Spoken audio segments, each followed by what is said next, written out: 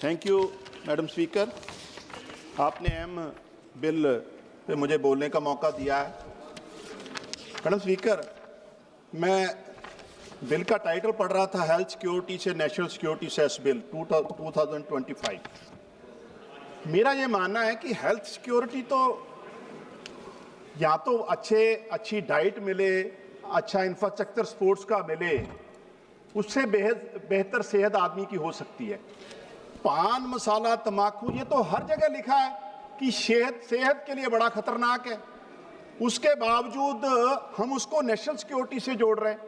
Even हमारे यहाँ तो ग्लोरीफाई किया जाता है कि बारातियों का स्वागत है पान मसाला से होगा। मैडम ये बड़ा मतलब हास्यहीन विषय है। मैं एक कहानी सुनाना चाहता हूं मैडम।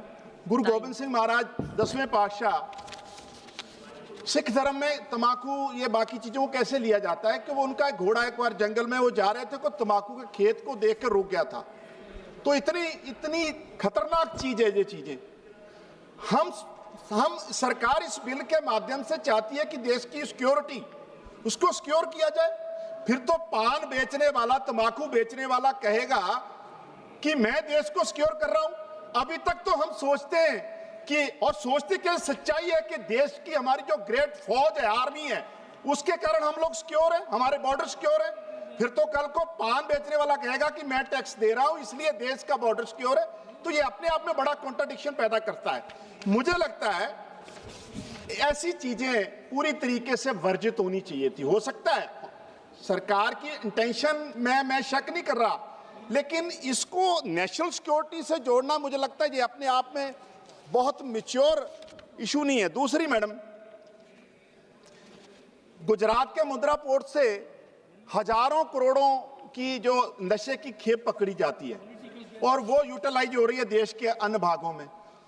वो जो इतनी बड़े नशे का कारोबार जो लोग कर रहे हैं उनके खिलाफ हम क्या कर रहे हैं। और तीसरा, अगर पान मसाले पे सेस जो लगाएंगे, पंजाब का पाकिस्तान से 750 किलोमीटर का बॉर्डर है, हम बार मुख्यमंत्री भगवंत मान जी कहते रहे उसको मॉडर्नाइज करो, नशा बाहर से आ रहा है, उसको रोकने के लिए क्या इस सेस का यूटिलाइजेशन सरकार करेगी ऐसे इंटरनेशनल बॉर्डर पे? जो तमाम इशू है, मुझे लगता है कि इसको नेशनल सिक्योरिटी से जोड़ना। और इवन इसमें तो एक बड़ा इंटरेस्टिंग पॉइंट है, impact of major stakeholder, impact on consumer. इसमें बड़ी अच्छी लाइन है कि no major changes as prices not likely to get impacted.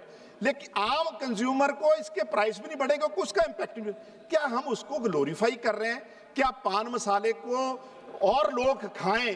क्या इस तरफ सरकार जा रही है? ज्यादा सेस बटोरेगी, उससे पान मसाले वाले जो कारोबारी हैं उनका कारोबार और बढ़ेगा। तो ये हम किस तरफ जा रहे हैं? ये बड़ा कॉन्ट्रडिक्शन है। और लास्ट में कहना चाहता हूं, तमाम देश भर में टैक्स को सेंट्रलाइज किया जा रहा है जीएसटी के माध्यम से, अलग अलग तरीके से।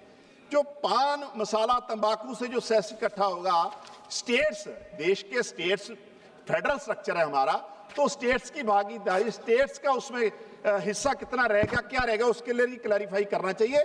अल्टीमेटली मुझे लगता है कि हेल्थ सिक्योरिटी अगर इस देश से, अगर देश की नेशनल सिक्योरिटी बेहतर होगी तो स्पोर्ट्स इंफ्रास्ट्रक्चर बढ़ाना चाहिए, लोगों के खान पीन बेहतर करना चाहिए, ना कि ऐसे चीजों को ग्लोरीफाई करके उस पर टैक्स लगा के उनको कारोबार करने वाले इससे तो उत्साहित होंगे और ये कहेंगे कि हम देश को सिक्योर कर रहे हैं। ये अपने आप में बहुत कॉन्ट्रडिक्शन पैदा करता है। तो मुझे लगता है इस पे सरकार को फिर से विचार करना चाहिए। आपने मुझे मौका दिया, बहुत बहुत धन्यवाद।